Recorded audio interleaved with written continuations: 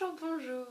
Alors, on se retrouve aujourd'hui dans une nouvelle vidéo et aujourd'hui j'aimerais parler d'une facette de Dieu qui est que Dieu ne laisse rien se perdre. Il peut faire des merveilles avec une situation qui est un peu chaotique, avec une situation qui est un petit peu désastreuse. Dieu, il est le Dieu qui peut sauver toute chose, qui peut rendre toute chose merveilleuse. Et j'aimerais qu'on aille lire une parole d'abord dans la Bible. C'est genre le deuxième verset de la Bible, c'est dans Genèse, le chapitre 1, le verset 2. Et c'est le récit de la création de la terre, de l'univers. Et donc dans Genèse 1, verset 2, il dit « La terre était informe et vide, il y avait des ténèbres à la surface de l'abîme, et l'Esprit de Dieu se mouvait au-dessus des eaux. » Donc bon, quand on lit ça, on se dit que l'atmosphère n'était pas forcément très joyeuse, c'était un peu glauque, enfin c'était informe, vide, il y avait des ténèbres. C'est pas très très joyeux et pourtant, quand on continue à lire le récit de la création, quand on regarde autour de nous, quand on voit les montagnes, quand on voit les océans, quand on voit les mers, quand on voit les forêts, quand on voit les déserts, quand on voit tous les animaux, quand on voit tous les poissons, même les insectes, quand on voit l'être humain, on peut que dire waouh. Donc à partir de quelque chose qui était assez chaotique, un peu pas très joyeux, un peu glauque, Dieu, il a fait des merveilles en fait.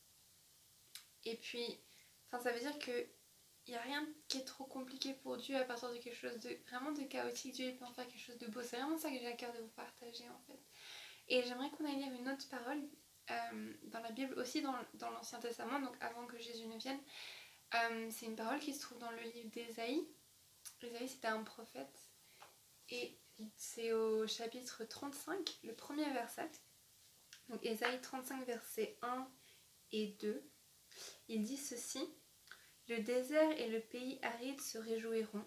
La solitude s'égayera et fleurira comme un narcisse. Elle se couvrira de fleurs et tressaillira de joie avec chants d'allégresse et cris de triomphe. La gloire du Liban lui sera donnée, la magnificence du Carmel et de Saron. Ils verront la gloire de l'Éternel, la magnificence de notre Dieu. Amen.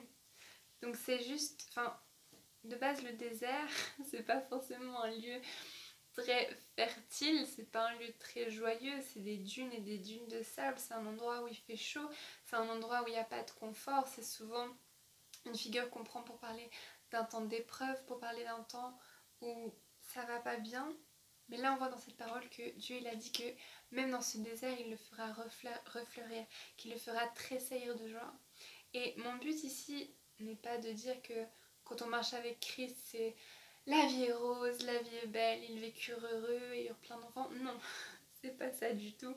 Jésus il a dit que quand on le suivra, on aura des persécutions, on aura des épreuves, on aura des souffrances.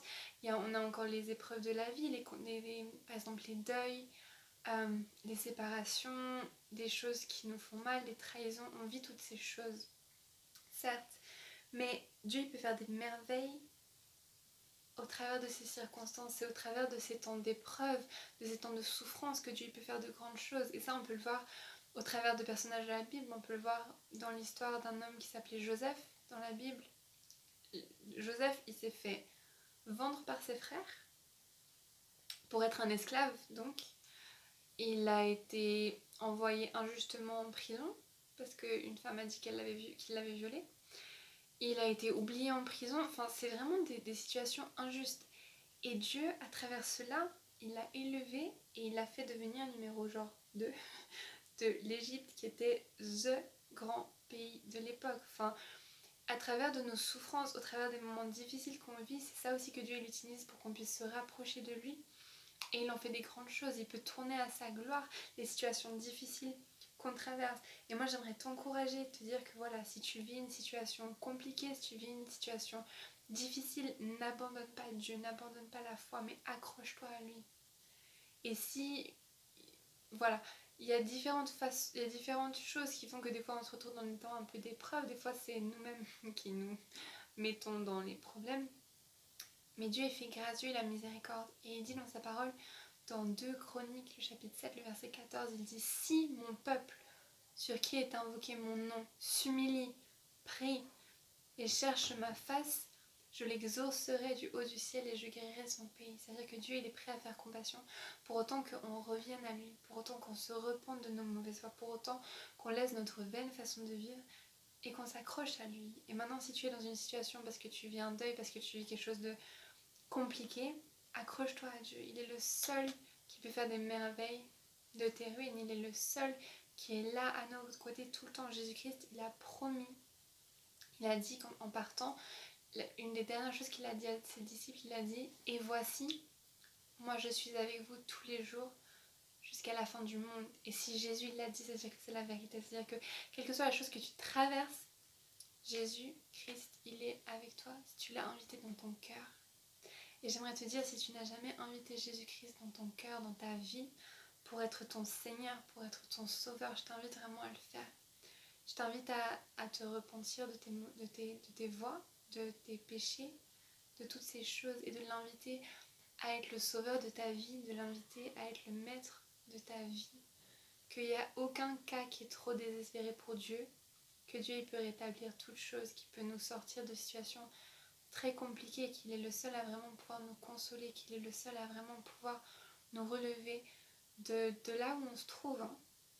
Parce que la vie elle est belle, mais il y a des moments qui sont compliqués. Mais avec Dieu, on a cette espérance. On a cette espérance qu'on n'est pas tout seul. On a cette espérance que Dieu, il est vivant, qu'il agit, qu'il est ressuscité, qu'il est capable de faire de grandes choses.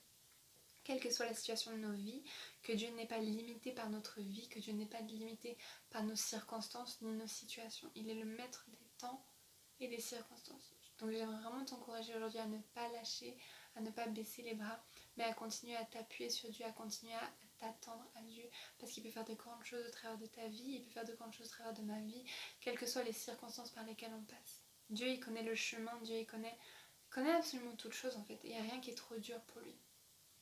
Donc voilà ce que j'avais à cœur de partager avec vous aujourd'hui. N'hésitez pas à laisser des commentaires si tu traverses justement une situation compliquée et que tu aurais besoin de prière. Si tu veux, tu peux laisser un commentaire en bas. Tu peux m'écrire à mon adresse mail que je mettrai dans la description. N'hésite pas aussi à t'abonner pour plus de vidéos. Il y en a une qui vient tout bientôt, toute spéciale, avec une invitée très spéciale. J'essaierai de la mettre en début de semaine prochaine. Donc soyez attentifs. Et puis voilà, soyez bénis.